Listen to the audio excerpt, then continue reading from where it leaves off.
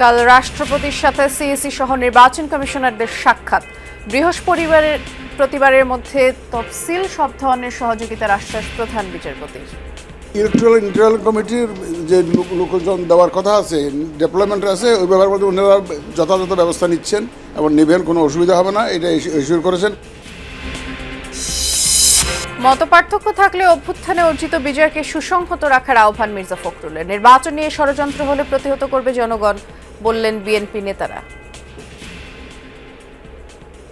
আমাদের মধ্যে মতপার্থক্য থাকবে, কিন্তু সেই মতপার্থক্য যেন আমাদের যে আশা, আমাদের যে স্বপ্ন, এই যে ছেলেগুলো প্রাণ দিয়েছে তাদের যে আত্মাহুতি যেন বৃথা না যায়। দুর্নীতিবাজ ও চাঁদাবাজদের ভোট না দেওয়ার আহ্বান দুদক চেয়ারম্যানের। অর্থ পাচারকারীদের শুধু কারাগারে নয়, সামাজিকভাবে ঘৃণা করতে বললেন উপদেষ্টা।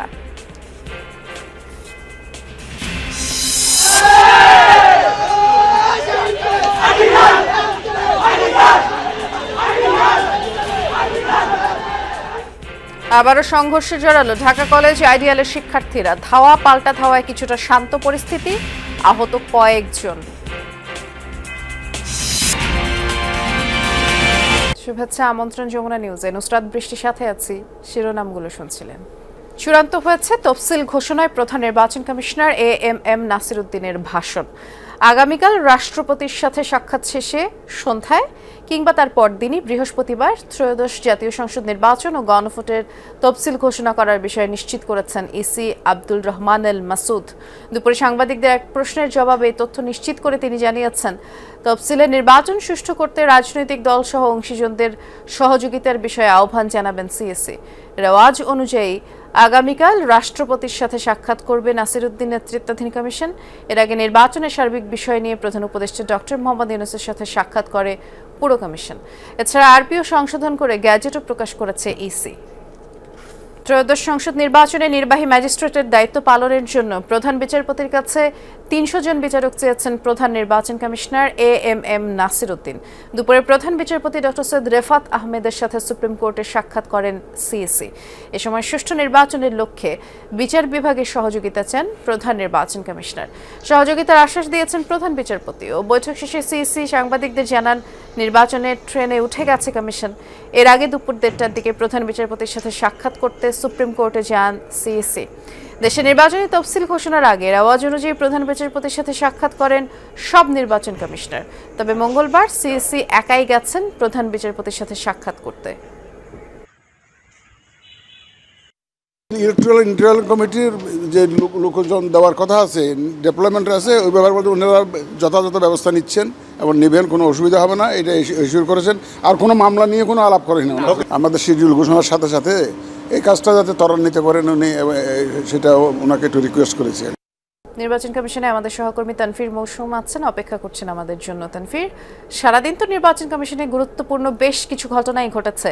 তফসিল নিয়ে ইসির প্রস্তুতি কেমন দেখছেন? বাকি বিষয়গুলো সম্পর্কেও বিস্তারিত জানতে চাই। বৃষ্টি, আজকে তো আমরা দেখলামই যে প্রধান বিচারপতির সাথে সৌজন্য সাক্ষাৎ করতে প্রধান নির্বাচন কমিশনার গিয়েছেন এবং এই সাক্ষাতেই কিন্তু আসলে প্রমাণ দিচ্ছে যে আসলে নির্বাচনের এবং তফসিল ঘোষণার ক্ষেত্রে আসলে কতটা কাছাকাছি চলে এসেছে কমিশন। এবং তারই পরিপ্রেক্ষিতে আমরা দেখছি যে আসলে যে ইসিতে যে কর্মচাঞ্চল্য সেটি রয়েছে এবং এর মধ্যে আমরা গতকালকেও আমরা জেনেছি এবং আজকেও এই বিষয়টি নিয়ে আরও একটু বিশদভাবে জানা গেল। সেটি গতকালকে নির্বাচন কমিশনের সিনিয়র সচিব আক্তার আহমেদ তিনি কিন্তু বলেছিলেন যে 10 তারিখ বা বুধবার সেদিন কিন্তু আসলে বিটিভি এবং বাংলাদেশ বেতার তাদেরকে হচ্ছে সিইসির বক্তব্য, প্রধান নির্বাচন কমিশনের বক্তব্যটি রেকর্ড করার জন্য নির্দেশনা দেওয়া হয়েছে, তারা আসবেন। তবে সেটি হচ্ছে রাষ্ট্রপতির সাথে সাক্ষাতের পর, যেটি হচ্ছে আগামীকাল। আজকে আমাদেরকে নির্বাচন কমিশনার আব্দুর রহমান এল মাসুদ তিনি জানিয়েছেন যে 12:30 থেকে 12:30 এই সময়ের মধ্যেই তারা যাবেন রাষ্ট্রপতির সঙ্গে সাক্ষাৎ করতে এবং সেটির পরপরে কিন্তু তারা আবার যখন নির্বাচন কমিশনে ফিরে আসবেন, ফিরে আসার পরে কিন্তু প্রধান নির্বাচন কমিশনারের বক্তব্যটি রেকর্ড করা হবে। এবং সাধারণত আমরা দেখি যে রেওয়াজ অনুযায়ী বা পূর্ব যে বিধি, সেই বিধি অনুযায়ী আমরা দেখেছি যে আসলে যেদিন বক্তব্যটি রেকর্ড করা হয় প্রধান নির্বাচন কমিশনের, সেদিনই আসলে নির্বাচনের তফসিলটি ঘোষণা করা হয়, সেদিনই নির্বাচনের তফসিল ঘোষিত হয়। তবে আজকে সিইসি প্রধান নির্বাচনের সাথে সৌজন্য সাক্ষাতে গিয়ে তিনি কিন্তু বলেছেন যে এই সপ্তাহের মধ্যেই তফসিল ঘোষিত হবে এবং এর মধ্যে নির্বাচন কমিশনার আব্দুর রহমান আল মাসুদও বলেছেন যে আগামীকাল সন্ধ্যা কিংবা বৃহস্পতিবার এর মধ্যেই ঘোষণা হবে এই নির্বাচনের তফসিল, এবং এর মধ্যে চূড়ান্ত হয়ে গেছে এটির যে বক্তব্য সেটি। বৃষ্টি, ধন্যবাদ, আপনি বিস্তারিত জানাচ্ছিলেন তানফির। সকালে পোস্টাল ব্যালট বাতিলের 6টি কারণ উল্লেখ করে সংশোধিত আরওপিওর গ্যাজেট প্রকাশ করেছে নির্বাচন কমিশন। একই সাথে জানিয়েছে পোস্টাল ব্যালটে স্থগিতকৃত প্রতীক থাকবে না। পোস্টাল ব্যালটে কোনো প্রতীকে দাগ দেয়া না থাকলে বা একাধিক টিক বা ক্রস দেয়া থাকলে ব্যালট বাতিল হিসেবে গণ্য হবে। এছাড়া কোনো প্রতীকে টিক বা ক্রস দেয়া হয়েছে তা বোঝা না গেলেও সেটি বাতিল হবে। গণনা শুরুর আগে রিটার্নিং অফিসারের কাছে না পৌঁছালে আদালত প্রার্থী তালিকায় পরিবর্তন আনলে ঘোষণাপত্রে ভোটারের সই না থাকলে সেই ব্যালট বাতিল বলেও বিবেচ্য হবে। সংশোধিত আরপিওতে উল্লেখ করা হয় পোস্টাল ব্যালটের জন্য রিটার্নিং অফিসারের কার্যালয়ে ভোট কেন্দ্র হিসেবে ধরা হবে। এছাড়া ব্যালট গণনায় রিটার্নিং অফিসার, একজন প্রিজাইডিং অফিসার এবং কয়েকজন পোলিং অফিসার নিয়োগ দিবেন।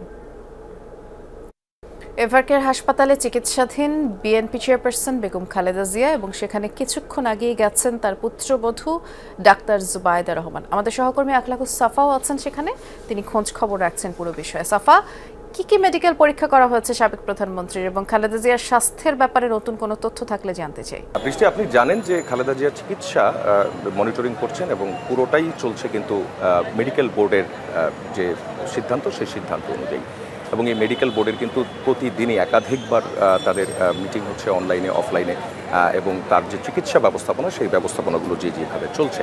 অর্থাৎ আপনি জানেন যে 27 তারিখ থেকেই কিন্তু সবচেয়ে বেশি ক্রিটিক্যাল অবস্থায় কিন্তু তিনি চলে যান এবং সিসিইউতে তাকে নেওয়া হয়, এবং যেটিকে বলা হয় ইলেকটিভ ভেন্টিলেশন, সেই জায়গা থেকে কিন্তু যান। এরপর কিন্তু কিছুটা অবস্থার উন্নতি হয়েছে এবং সেখান থেকে আবারও কিছুটা অবনতিও হয়েছে।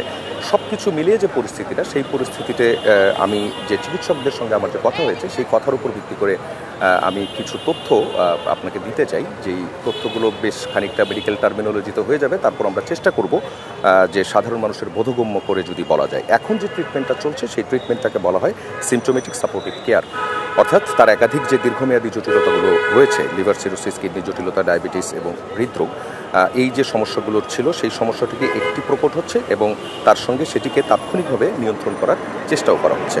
বর্তমান যে জটিলতাগুলো মেডিকেল বোর্ডের রিপোর্ট অনুযায়ী তার একটি সমস্যা নিয়ন্ত্রণে আসলে অন্য আরেকটি প্যারামিটার খারাপ হচ্ছে, এবং লিভার সমস্যা কিছুটা স্থিতিশীল থাকলেও কিডনি ফাংশন অর্থাৎ রেনাল ফাংশন যেটাকে বলা হয় এবং ফুসফুসের সংক্রমণ নিয়ে চিকিৎসকরা কিছুটা কিন্তু উদ্বিগ্ন এখনও পর্যন্ত। তাকে মাঝে মধ্যে অক্সিজেন সাপোর্ট এবং নেবুলাইজেশনে দেওয়া হচ্ছে, যেটি আপনি জানেন যে 27 তারিখ থেকে কিন্তু সকাল থেকে হাই ফ্লো যে নোজেল, সেই নোজেলের মাধ্যমে কিন্তু অক্সিজেনটা নিয়ন্ত্রণ করা হচ্ছে। প্রতিদিন যে টেস্ট এবং মনিটরিংগুলো হচ্ছে সেইটিকে বলা হয় vital monitoring and biochemical panels. এর মধ্যে যেগুলো রয়েছে সেটি হচ্ছে renal function test, electrolytes panel, liver function test, diabetes ও কার্ডিয়াক মনিটরিং এবং ইনফেকশন মার্কার। যেটিকে বোধগম্য ভাষায় যদি বলি সেটি হচ্ছে প্রতিদিন তার রক্তে যে ক্রিটিনিন এবং ইউরিয়ার মাত্রা দেখা যায় সেইটি কিডনির অবস্থা বোঝার জন্য সেটির জন্য করা হচ্ছে আরএফটি অর্থাৎ রেনাল ফাংশন টেস্ট। ইলেকট্রোলাইটস প্যানেলে অর্থাৎ সোডিয়াম, পটাশিয়াম এবং ক্লোরাইডের ভারসাম্য ঠিক আছে কিনা তা নিয়মিত দেখা হচ্ছে, কারণ লিভার ও কিডনি রোগীদের ক্ষেত্রে এটি খুব দ্রুত কিন্তু ওঠানামা করে। আমরা অন্যান্য রোগীদের বেলাও এমনটাই কিন্তু জানতে পারতাম। লিভার ফাংশন টেস্টের বেলায় লিভার সিরোসিসের কারণে অ্যালবুমিন, বিলিরুবিন এবং প্যাথ্রোম্পিন টাইপ অর্থাৎ রক্ত জমাট বাঁধার যে ক্ষমতা, সেই জমাট বাঁধার ক্ষমতাটা ঠিকঠাক কাজ করছে কিনা সেটাও কিন্তু মনিটর করা হচ্ছে। ডায়াবেটিস ও কার্ডিয়াক মনিটরিং, নিয়মিত ব্লাড সুগার এবং হার্টের এনজাইম ও ইসিজি মনিটরিং করা হচ্ছে। ইনফেকশন মার্কার যেটি ফুসফুসের সংক্রমণের কারণে সিবিসি এবং সি রিয়েক্টিভ প্যানেল যেটি রয়েছে সেটিও কিন্তু নিয়মিত পরীক্ষা করা হচ্ছে। আরেকটি বিষয় সেটি হচ্ছে লিভার এবং কিডনি। লিভারের ক্ষেত্রে যেটি দেখা যায়, লিভারের কারণে পেটে পানি জমে যায়, অর্থাৎ পানি কমানোর জন্য চিকিৎসকদের কিন্তু তখন ডাইইউরেটিক্স বা পানি বের করার ওষুধ দিতে হয়। আবার সেটা যদি করা হয় সেক্ষেত্রে আবার সেটা কিডনির উপরে যে প্রভাব পড়ে এবং কিডনিতে তখন ক্রিটিনিন বেড়ে যায়, এবং এই দুটো যখন সমস্যা তৈরি হয় তখন কিন্তু সেটি ফুসফুসেও আঘাত হানার যে অবস্থা সেটিও কিন্তু তৈরি হতে পারে। এই জন্য মাঝামাঝি যে অবস্থাগুলো সেই অবস্থাগুলো করা হচ্ছে, অর্থাৎ আপনাকে শুরুতে যেটি বলছিলাম সিমটোমেটিক অ্যান্ড সাপোর্টিভ কেয়ারের নিয়ে এই যে পুরো ব্যবস্থাপনা, এই ব্যবস্থাপনাগুলোর মধ্যে চলছে। অর্থাৎ এখনও পর্যন্ত যেটি বলা যায় যে ঠিক 27 তারিখে যে অবস্থা ছিল সেই অবস্থা থেকে কিছুটা উন্নতি হয়েছে, কিন্তু কোনোভাবেই কিন্তু তিনি ঝুঁকিমুক্ত নন এবং কোনোভাবেই এই অবস্থা থেকে তাকে সরানো পসিবল না। আপনি বেশ বিস্তারিত করে আমাদের জানাচ্ছিলেন, অনেক ধন্যবাদ সাফা। মতপার্থক্য থাকলেও তার কারণে যেন শহীদদের আত্মত্যাগ বৃথা না যায়। 24-এর গণ অভ্যুত্থানে অর্জিত বিজয়কে সুসংহত করতে হবে। প্রেস ক্লাবে এক অনুষ্ঠানে এসব কথা বলেছেন বিএনপি মহাসচিব মির্জা ফখরুল ইসলাম আলমগীর। আরেক অনুষ্ঠানে দলের স্থায়ী কমিটির সদস্য নজরুল ইসলাম খান বলেছেন, নির্বাচন নিয়ে ষড়যন্ত্র হলে জনগণ তা সফল হতে দেবে না।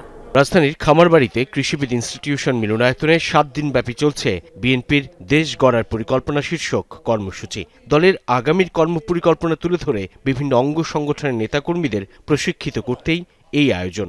সর্ববুদ্ধি চোর এই কথা বললে কি প্রমাণ হয় যে আমি ভালো? কর্মসূচির তৃতীয় দিনের শুরুতে নেতারা বিভিন্ন জরিপে বিএনপির পক্ষে জনজোয়ার দেখে নির্বাচন নিয়ে ষড়যন্ত্রের শঙ্কা প্রকাশ করেন। 96 থেকে 2000 পর্যন্ত 3 মাসের জন্য তত্ত্বাবধায়ক সরকার, তারপরে বিএনপি। তো 2001 সালে যদি চ্যাম্পিয়ন হয়ে থাকে তাহলে সেটার জন্য দায়ী কে? এবং তার আগে যে কি ছিল এটা তো কোনো রেকর্ড নাই। বিএনপি তো চ্যাম্পিয়ন করে নাই, করছে আওয়ামী লীগ। সরকারের একজন উপদেষ্টা খুব করে বলছেন, অহংকার করে বলছেন, জনগণ কতদিন আমাদের থাকতে হবে সেটা তো আমাদের ম্যান্ডেট দেয়নি। আপনার বিবেক কি বলে যে কতদিন থাকতে হবে?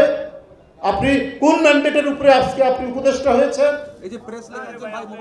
দুপুরে জাতীয় প্রেস ক্লাবে বিশিষ্ট অর্থনীতিবিদ অধ্যাপক ডক্টর মাহবুবুল্লাহ ও তাঁর প্রয়াত সহধর্মিণী উম্মে সালমা আলোর কয়েকটি গ্রন্থের প্রকাশন অনুষ্ঠানে যোগ দেন রাজনীতিবিদ ও বিশিষ্টজনরা। উঠে আসে বঙ্গভঙ্গ, দেশভাগ থেকে 24-এর অভ্যুত্থান প্রসঙ্গ।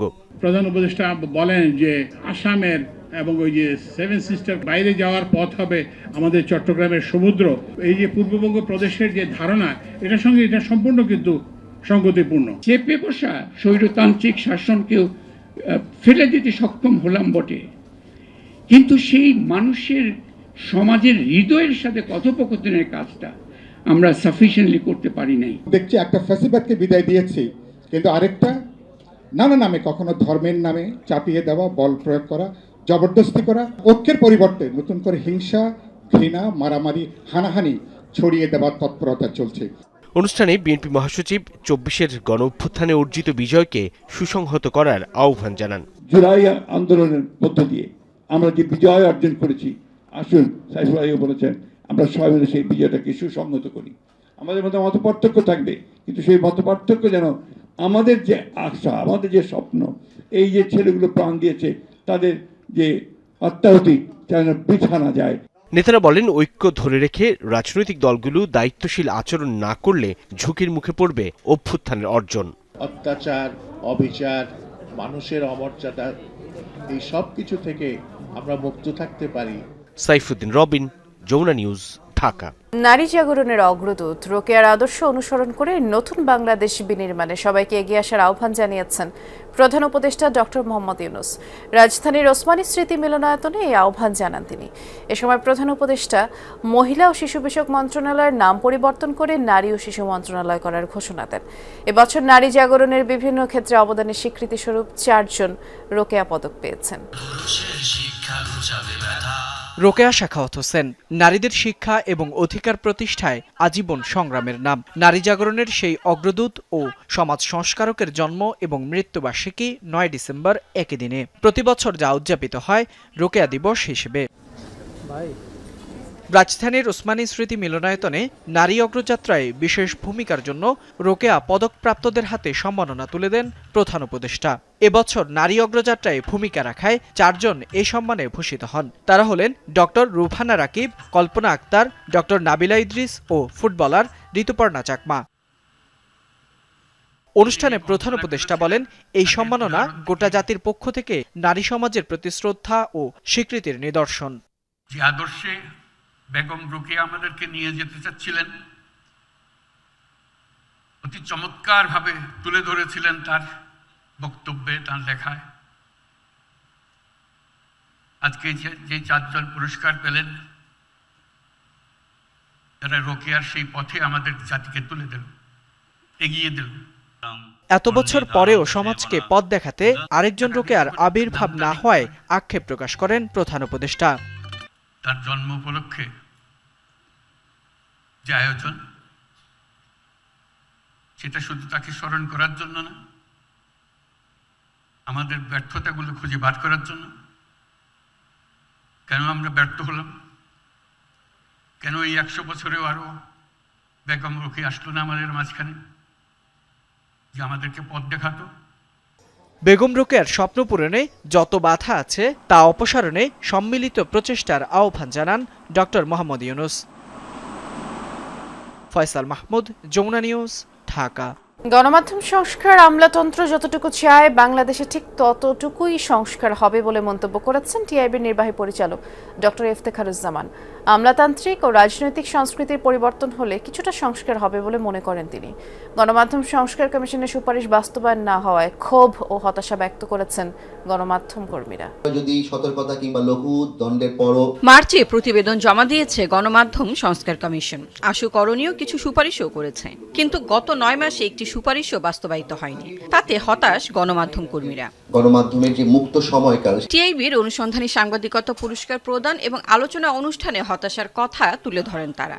বলেন, কমিশনের সুপারিশে সাংবাদিকদের পেশাগত নিরাপত্তা এবং স্বাধীনতা রক্ষায় একটি সুরক্ষা বলয় তৈরি করা যেত, কিন্তু গুরুত্বপূর্ণ কিছু ধারা বাদ দেয় সেই উদ্দেশ্য ব্যাহত হবে মত তাদের। কর্তৃত্ববাদ চলে গেছে, ইট ডাজন্ট মিন যে এই জায়গাটা আসলে কেউ নেই, এখানে আর নতুন অবয়বে আরেক কর্তৃত্ববাদ তৈরি হয়, এটাই স্বাভাবিক। আর কথা হলো সেটাকে ফাইট দেওয়ার মতো আমাদের অবস্থানটা আমরা তৈরি করতে পেরেছি কিনা বা পারছি কিনা। যত আমরা সাংবাদিকতা করব তত এই ট্রাস্টটা আমরা আবার ফেরত পাবো। সমস্ত রাজনৈতিক দলগুলো তাদের রাজনৈতিক ইশতেহার প্রকাশ করবেন। আমরা তো আশা করি যে সেই ইশতেহারে গণমাধ্যম সংস্কার কমিশন বা বাস্তবায়নের যে ধারাগুলো বাস্তবায়নযোগ্য সেটার একটা প্রতিশ্রুতি তারা দেবেন। সংস্কার, ইলেকশন এবং বিচার এগুলি যদি ওনাদের প্রায়োরিটি হয়, তাহলে এগুলি প্রত্যেকটার সাথে গণমাধ্যমের একদম ডিপ রিলেশন। তাহলে এইটাকে তারা কেন আরো স্পিড দিয়ে এই ওয়েতে বিবেচনা করছেন না, সেই জিনিসটা তাদের কাছ থেকে আসলে আমাদের জানতে হবে। টিআইবির নির্বাহী পরিচালকের হতাশা সংস্কার কমিশনের দেয়া সুপারিশ বাস্তবায়নে সরকার যথাযথ ভূমিকা পালন করেনি। বলেন, বাংলাদেশে সংস্কারের পথে সবচেয়ে বড় বাধা আমলাতন্ত্র। মূল বিষয়টা হচ্ছে যে আমরা যত সংস্কারের কথা বলি না কেন, বাংলাদেশের সংস্কার তখনই যতটুকুই হবে যতটুকু বাংলাদেশের আমলাতন্ত্র চায়। সংস্কারের নামে যে সম্ভাবনা তৈরি হয়েছে সেটি যদি কিছু বাস্তবায়িত হতে হয়, সেটা হবে তখনই যখন আমাদের রাজনৈতিক সংস্কৃতি আর আমলাতান্ত্রিক সংস্কৃতিতে কিছুটা হলে পরিবর্তন হয়। দুর্নীতি বিষয়ক সংবাদ প্রচারের জন্য টেলিভিশন ক্যাটাগরিতে পুরস্কার পান চ্যানেল 1-এর পারভেজ রেজা, সংবাদপত্র বিভাগে ডেইলি সানের রাশিদুল হাসান, আঞ্চলিক সংবাদপত্রে দৈনিক গ্রামের কাগজের আশিকুর রহমান ও ফয়সাল ইসলাম। প্রামাণ্যচিত্রে চ্যানেল 24-এর সাবেক রিপোর্টার ফয়জুল সিদ্দিক পান পুরস্কার। লাভলি বিথি, যমুনা নিউজ, ঢাকা। দুর্নীতিবাজ এবং অর্থ পাচারকারীদের শুধু কারাগারে রাখলেই হবে না, তাদের সামাজিকভাবে ঘৃণা করার আহ্বান জানিয়েছেন অর্থ উপদেষ্টা ডক্টর সালেউদ্দিন আহমেদ। এদিকে ক্ষমতাচ্যুতরা পালানোর সময় অর্থের বিনিময়ে যেসব রাজনীতিক সহযোগিতা করেছিলেন তাদের ভোট না দেওয়ার অনুরোধ জানিয়েছেন দুদক চেয়ারম্যান আব্দুল মোমেন। আন্তর্জাতিক দুর্নীতি বিরোধী দিবসের আলোচনায় এসব কথা বলেন তারা।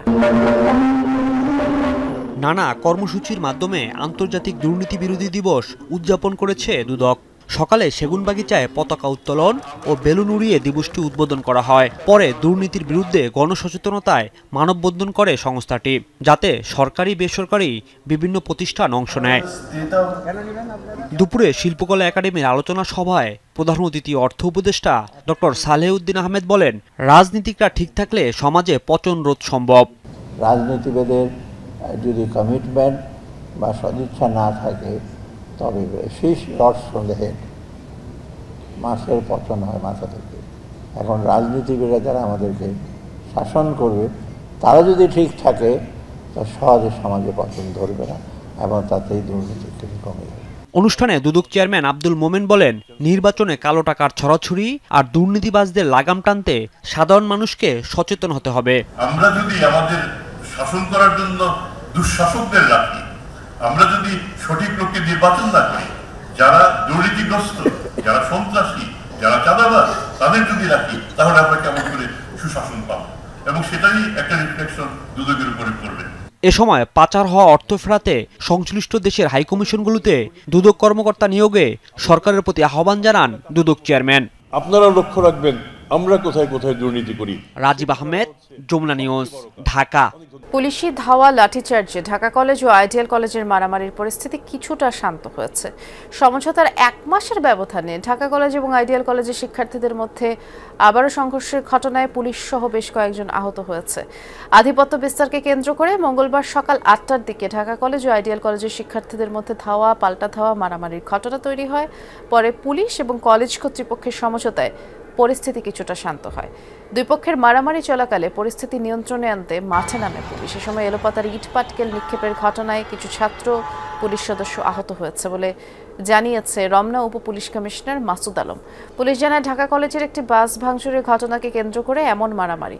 তদন্তের মাধ্যমে প্রকৃত ঘটনা বের করে আনা হবে বলেও জানায় পুলিশ, তবে এ ঘটনায় কোনো মামলা হয়নি। রাজধানীর মোহাম্মদপুরে মা মেয়ে হত্যার ঘটনায় এখনও কাউকে গ্রেফতার করতে পারেনি পুলিশ। প্রধান সন্দেহভাজন গৃহকর্মী আয়েশাকে আসামি করে গতরাতেই মামলা করেন গৃহকর্তা। রাতে বেশ কয়েকটি অভিযান করলেও আয়েশার হদিস মেলেনি, তবে দ্রুতই হত্যার রহস্য উন্মোচন হবে বলে আশাবাদী পুলিশ। মোহাম্মদপুরের শাহজাহান রোডের এই বাসা থেকে সোমবার লায়লা আফরোজ ও তার মেয়ে নাফিসার ক্ষত বিক্ষত মরদেহ উদ্ধার করে পুলিশ। নিহতের স্বামী আজিজুল ইসলাম একটি ইংলিশ মিডিয়াম স্কুলের শিক্ষক।